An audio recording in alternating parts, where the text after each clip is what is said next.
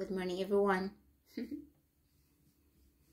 This is your Jen, your service.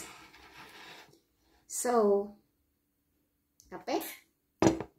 Alam niyo guys, 13 years akong nagtatrabaho sa abroad. 13 years. Sa 13 years na yun, naisip ko ano ba naipundar ko? Wala. Inspiring, di ba? Okay, 6 months pala yung anak ko, iniwan ko na yun.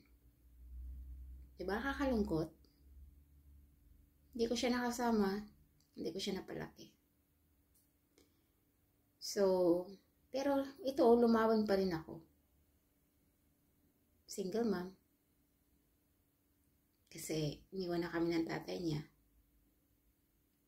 Hindi naman siya sumakabilang buhay, ha? Bahay pala. Sumikibilang buhay lang siya.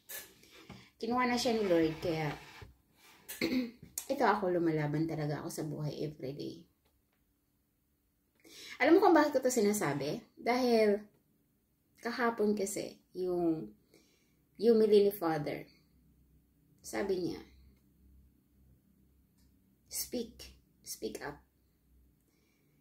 Kasi, humble people, yung humble people ha, know how to speak up.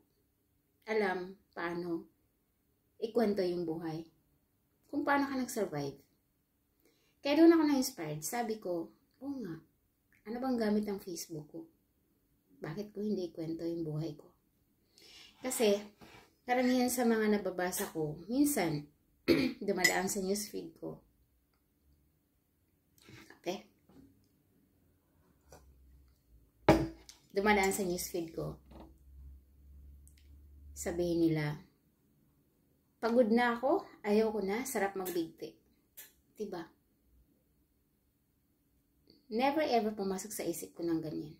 Nung dumaan ako sa matinding pagsubok sa buhay.